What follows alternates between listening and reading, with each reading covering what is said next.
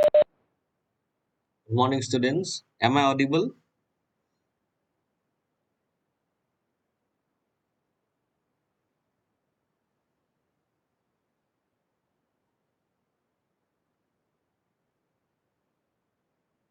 Okay. So we will be waiting for another 5 minutes. Let them join the meeting. Only 7 participants is there. Okay. So we will wait another 5 minutes.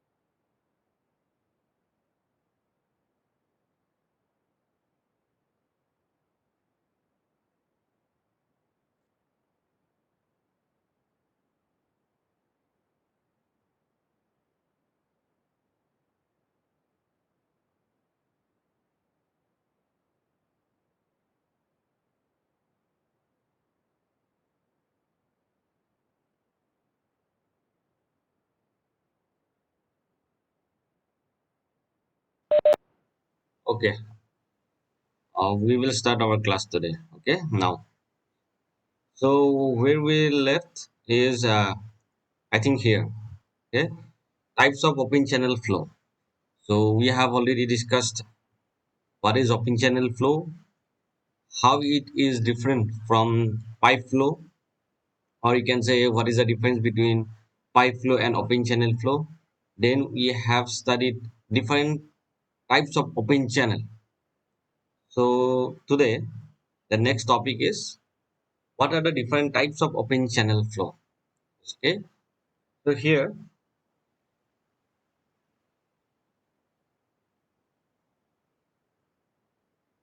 okay, so I think those things we have already studied, just we will brush up. Okay, so the first one is steady flow. What is steady flow? Suppose you consider this is your channel bottom, or you can say bed of the river. Okay, and this is the level of water. Okay? This is the level of water. This is the level of water. Now we are going to consider one section is here, section 1 1. Okay, okay. Then we measure here in that particular section what is your discharge, then velocity and depth of flow. Why? At that particular locations. That is section 1 1. So if you find out the discharge for section 1 1, it will be Q1, then velocity will be V1, and depth of flow is Y1. So how we are going to calculate this discharge velocity and depth, we will discuss in the next topic. Okay. So now we are talking about steady flow. What is steady flow? So in a river or in a channel, if you consider this is a upstream or if a downstream, is always water is flowing from upstream to downstream. Okay. So if you consider one section, it doesn't matter you consider it a downstream or upstream, it doesn't matter. If you consider one section, and in that particular section, if you measure velocity, you measure discharge and depth of flow, then again after 1 hour, okay, after 1 hour or 2 hours or after one day, if you measure again in that particular section, that discharge, velocity and depth of flow, and both the values are same, then you can say the flow is steady flow. That means suppose today you measure discharge here in particular section 1 1, and tomorrow again at the same time you came here and at the same particular section you measure discharge. Suppose today you got 15 meter cube per second. Okay, 15 meter cube per second, and then you came tomorrow and you measure the discharge for that same location, and you find out that is again it is same as 15 meter cube per second. Then we can say the flow in that particular channel is a steady flow. Okay, so your flow parameters, that is discharge, velocity and depth of flow, doesn't change with respect to time. Okay, so we are considering here 24 hours or 48 hours. Okay, so it doesn't matter how much time you are going to wait. Suppose if you measure today and after another 10 minutes if you measure again, then also you can say this is the steady flow. Okay, so this is a steady flow. So if this doesn't match, then we can say this is unsteady flow.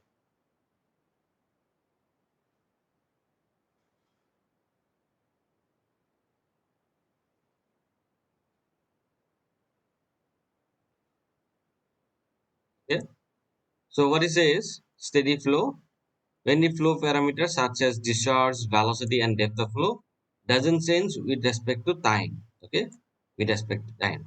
That means the discharge with respect to time, it's not changing, zero.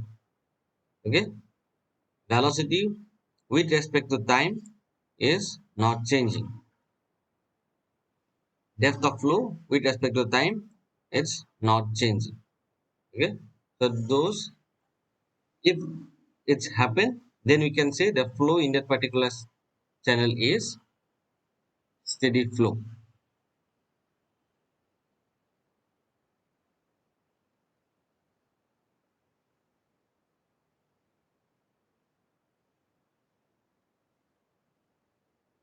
Okay?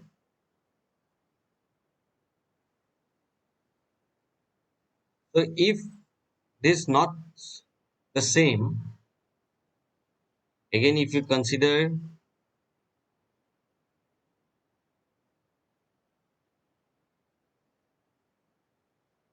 this is a channel bed, you consider this is the level of water. Okay,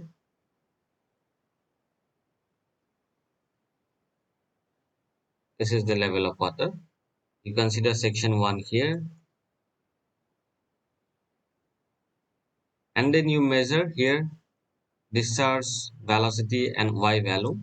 After some time, it may be 1 hour, 2 hours, 10 minutes, it depends. Okay, after some time, if you again come back here, and in the same section if you measure again discharge velocity and y, if all the three parameters are not same, are not same, are not same, then we can say the flow in that particular channel is unsteady flow. The flow in that particular channel is unsteady flow. So always remember, when we talk about steady and unsteady, it always depends on time, or it always respect to the time. With respect to the time, if your flow parameters doesn't change, then we can say the flow is steady flow. If it is changed with respect to time, then we can say it is unsteady flow. So next is our uniform flow. In uniform flow,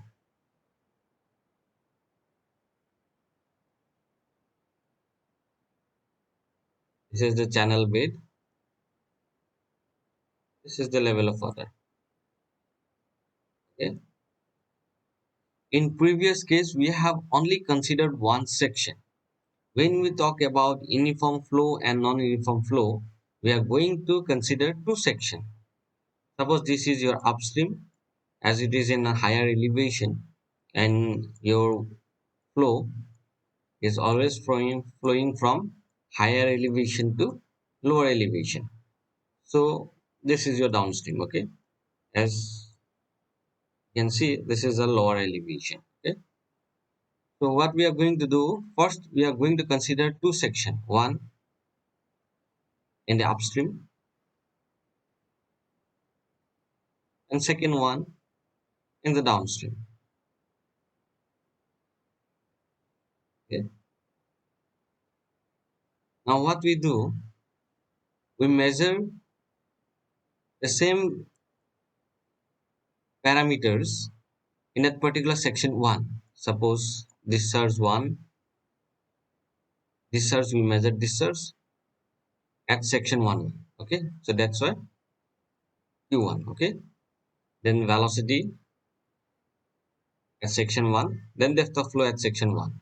Okay, then again at section 2 we measure discharge, velocity and depth of flow. If the parameters, or you can say flow parameters of section 1 and flow parameters of section 2 are same, then we can say the flow in that particular channel is uniform flow. Okay, if q1 and q2 is same, v1 and v2 is same, or y1 and y2 is same, then we can say the flow in that particular channel is uniform flow. If if they are not same, then we can say it's a non-uniform flow. Okay, so when we talk about steady and unsteady, we always remember it always respect to the time. When we talk about uniform flow and non-uniform flow, it always respect to with respect to space, or you can say distance. That means suppose if you consider section 1 1, then this is zero distance. Okay, then we travel some distance of x, or you can say for an example it's 100 meter, a distance, travel some distance toward downstream. Then you consider again one section 2 2, and again you measure all the three parameters and you compare those parameters of section 1 1. If those are same, then you can say this is a uniform flow. If those parameters are not same, then we can say the flow in that particular channel is non-uniform. Okay.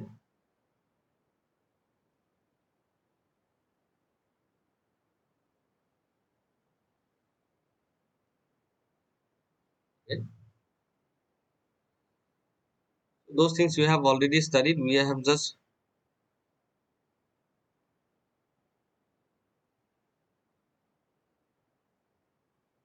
okay.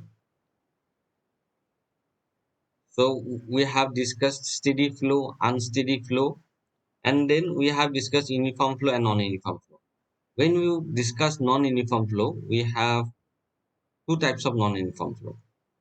Okay, one you can say gradually varied flow, gradually varied flow. Okay? And one is your rapidly varied flow. Basically, you can observe these two type of non-uniform flow. Both are non-uniform flow. One is gradually varied flow and one is rapidly varied flow. Okay, we have another one that is spatially varied flow. Okay, so what is spatially varied flow? We are going to discuss later. First, we are going to discuss about what is gradually varied flow and what is rapidly varied flow.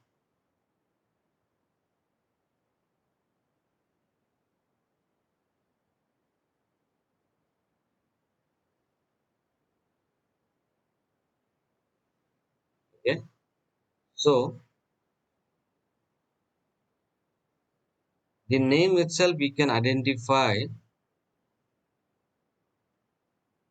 The name itself we can identify what is gradually varied flow.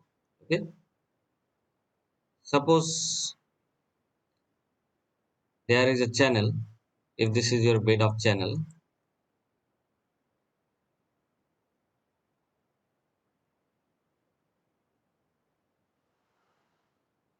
this is your level of water. Water is flowing. Okay, water is flowing. This is your level of water. Water is flowing from upstream to downstream. Okay. Now, what happened?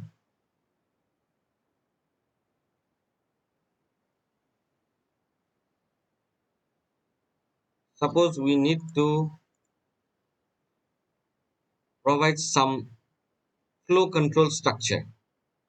Flow control structure, you can say it's a dam, or in larger scale, you can say dam. In smaller scale, you can consider wire or barrage. Okay.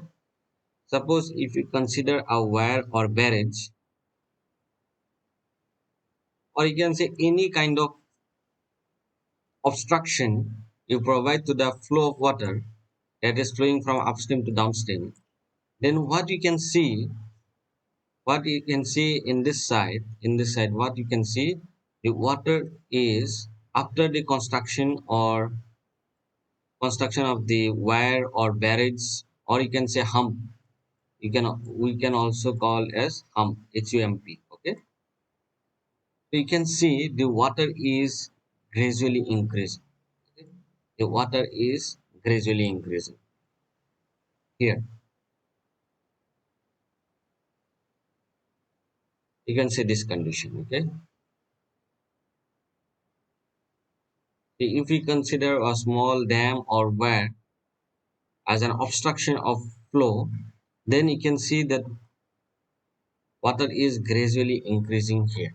So this phenomenon is called gradually varied flow. Okay, where your depth of flow is gradually increasing.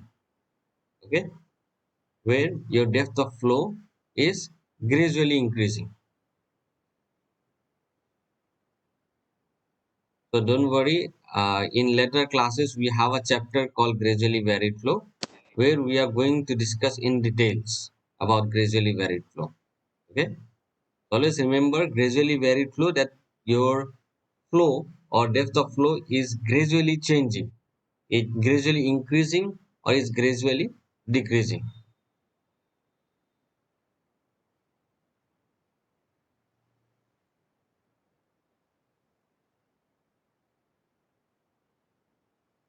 Okay.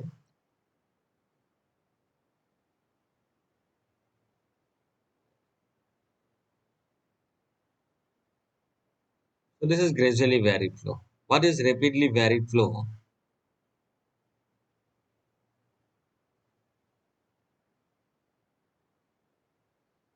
Once we substitute that obstruction or barriers to the flow of water, then we can see that gradually varied flow in the upstream section. Okay, so if we consider a small dam or weir, this part is your upstream section and this is your downstream section. Okay, so what happens when the water is overflow above the dam or the weir? What happens? It strikes here at the downstream end, and then your depth of flow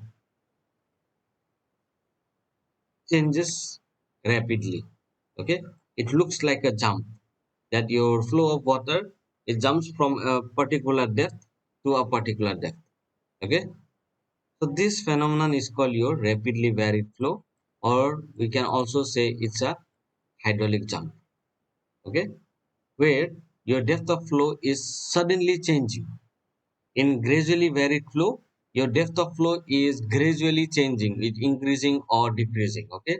When we talk about rapidly varied flow or hydraulic jump is an example of rapidly varied flow. Okay. It's a common example.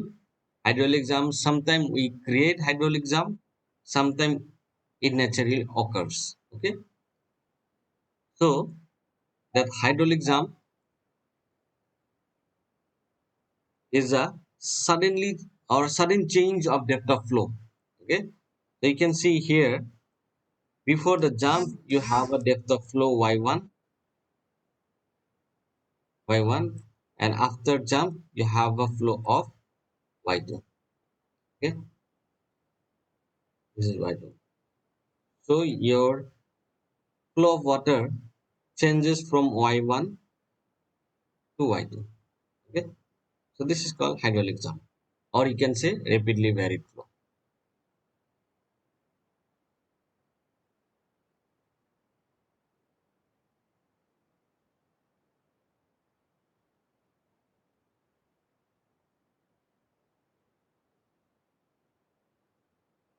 Okay, so we have another one, that is spatially varied flow.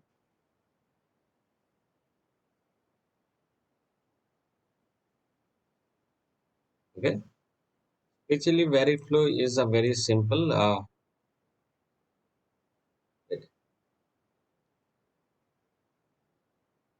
See, when we have a river, we all know there are some tributaries connected to the particular river. Okay, suppose this is a flow of water. Suppose this is your channel section.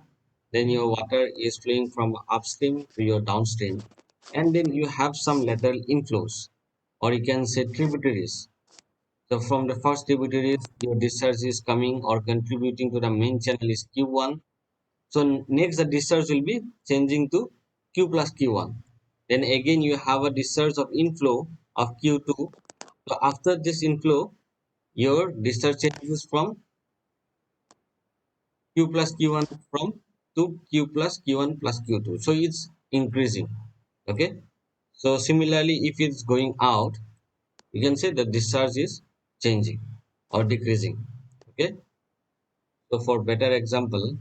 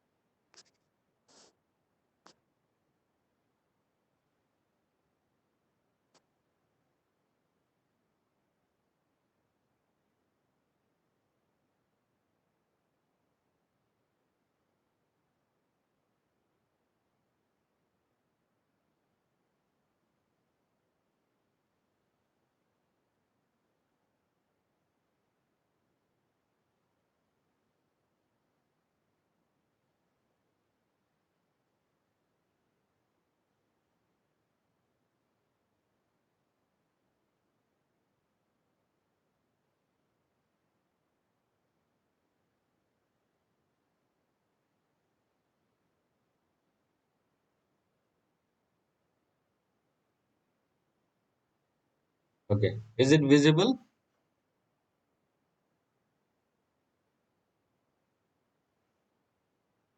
Okay. See, this is a map of Tulsi River Basin. Okay. So this dark blue color you can see, this is your main Tulsi River. Okay. This is your main Tulsi River.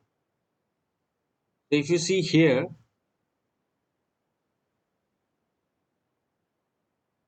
if you consider that initial point, okay, if you consider here initial points, starting of the river, you can consider, suppose this is Q. Okay, this serves. One is traveling from, this is upstream. Okay, this is your upstream, and this is your outlet of the dam. Sorry, outlet of the basin, Tulsi basin. Okay, so if you consider the upstream, your Q discharge at the initial stage is Q. Suppose, okay, when you're traveling downstream, then we have another addition. Okay, so it carries some discharge. So this Q will be changed here.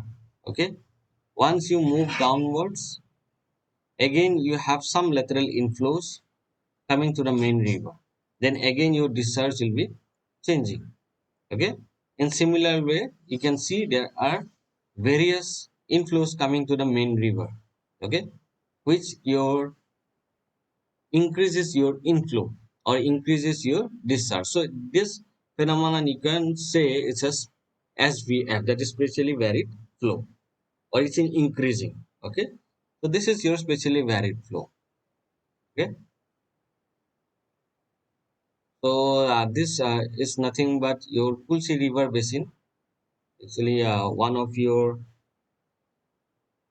seniors in 8th semester they did a project in Tulsi River basin, that the government proposed a dam here in Ukiam basin. It is in Meghalaya and Assam. The downstream part is in Assam.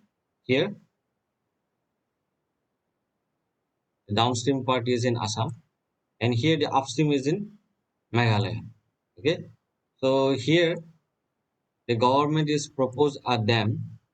So what they did, they analyzes the whole design and stability of the dam, particular dam. Okay, and they have proposed the dimension of the dam in the Tulsi River, and they have also determined what will be the capacity of the reservoir using the contour map. Okay, in the each semester.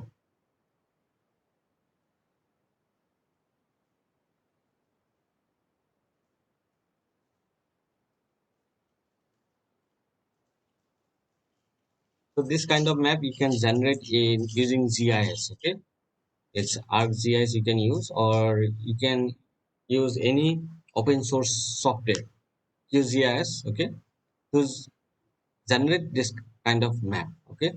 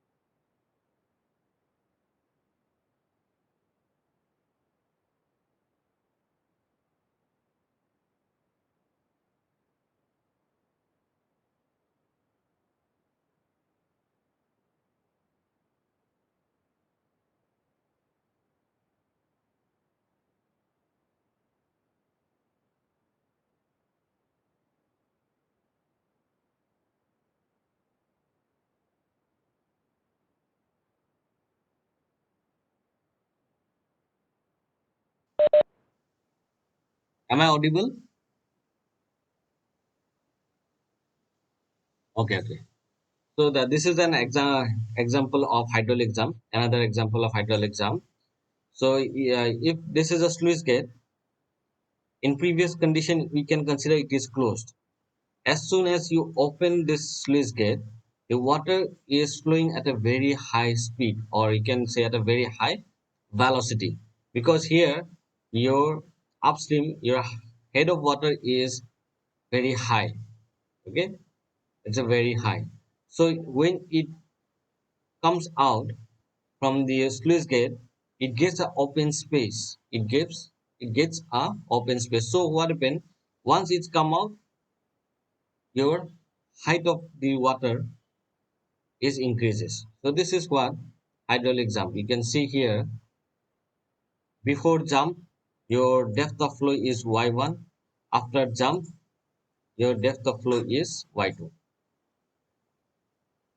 Okay, y2.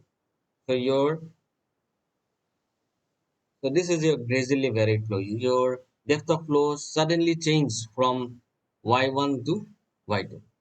Okay.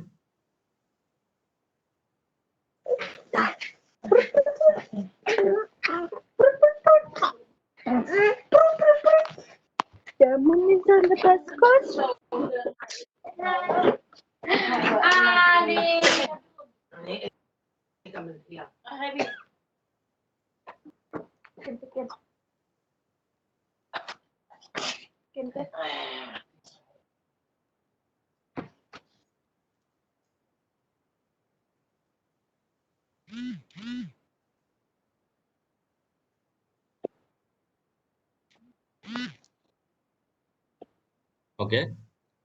So see here you can observe again rapidly varied flow in canal fall. What is canal fall? You are going to discuss in details about canal fall in irrigation engineering subject. Okay. So those things we are not going to discuss here. But when you consider a canal fall is nothing but it depends on your topography of the land. Okay. So if sometimes it happens, if you have two elevation, so what we do, we make a fall here to reduce its energy. Okay. So in such cases also you can see a rapidly varied flow where your water level changes. Here if you consider hydraulic jump, here this is not your hydraulic jump, this is rapidly varied flow. Okay.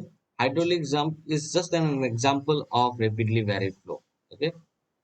So here also your water level changes. Okay.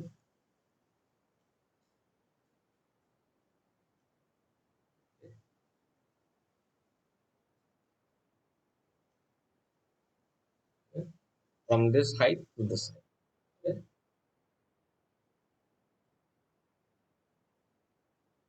See, when we're discussing about the difference between your total energy for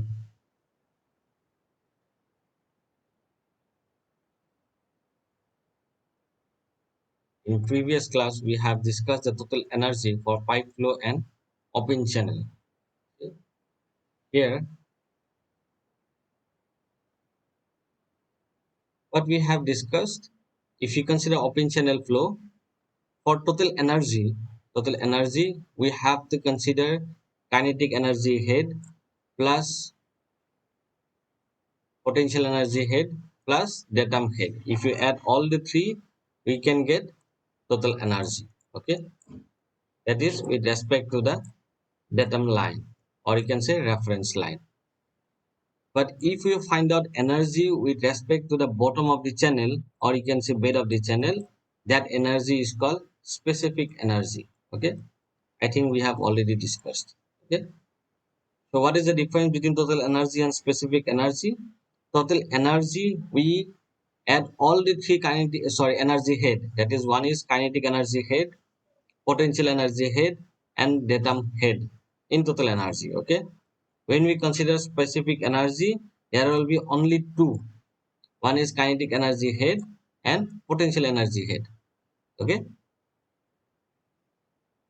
Why we are discussing again? Because this phenomenon hydraulic jump.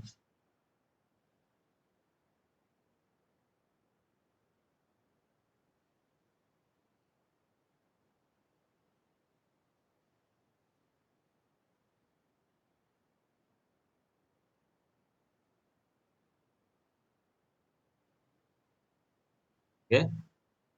So we are going to discuss this graph later on. For a particular discharge, if you consider a specific energy curve, this is your critical depth. Okay. So what happened in hydraulic jump, that before jump whatever the depth is, it's in supercritical. It's in supercritical. Okay, in supercritical, and the depth of flow after the jump is in subcritical. Okay, so don't worry, we are just discussing this thing, but we have another, in third unit we have specific energy one chapter. Okay, there we are going to study in details what is supercritical, what is subcritical, what is critical flow, what is Froude number, everything. Okay, so but here you just remember one thing. When we talk about hydraulic jump, before jump, that is y1, it is always in supercritical. Okay, and then y2, after the jump, it is in subcritical flow. Okay, so subcritical, your Froude number is less than 1. In subcritical, your Froude number is always less than 1. Okay, and in supercritical, your Froude number is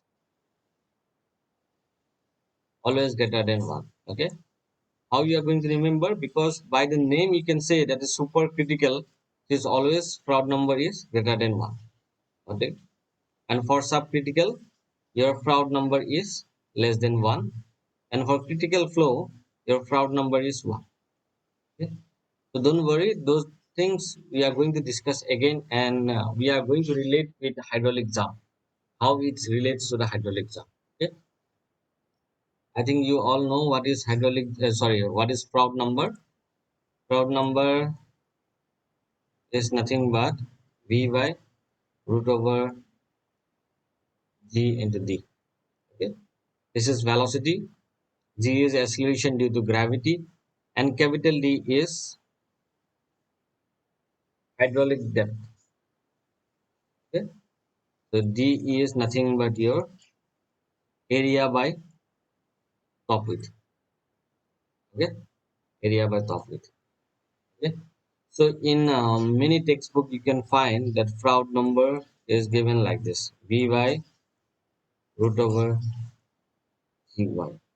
Okay, so equation this equation is only valid for this equation is only valid for rectangular channel. Okay, this equation is only valid for rectangular channel. How?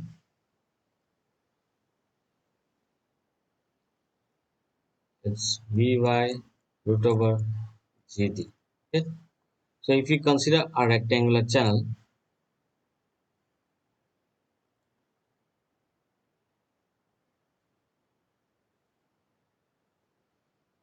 if we consider a rectangular channel, okay, this is a y, this is the width of the channel. So yeah, width of the channel and top width of the channel is same. Okay, for rectangular channel. Okay, if you consider other channel, then this top width and this width of the channel and the top width of the channel is not same.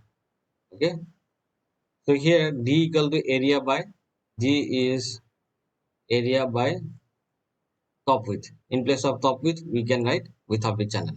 Okay, as we are deriving for rectangular channel, so area is nothing but your b into y. Okay, width of the channel multiplied by depth of flow. You can say this is the area of a rectangular channel. Okay. So this BB will be cancelled out. What will be left out is Y. That is why for rectangular channel,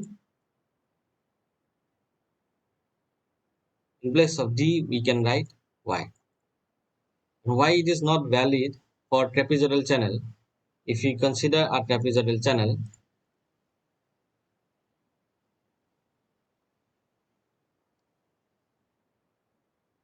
you consider a trapezoidal channel, you cannot say your width of the channel is same as your top width. Okay, top width is larger than width of the channel for trapezoidal. Okay, so that equation what we have derived is only valid for rectangular channel. So in many textbooks you can find that equation and they have implemented that equation for rectangular channel only. Okay, so don't be confused. Your actual equation is Vy root over GD. Okay, D is equal to, D is nothing but area by top width. Okay, this is the D. So we have left out with another 1 or 2 minutes. So we are going to end this lecture here. I think I have another class. So next class we will start from 10. Okay. Thank you.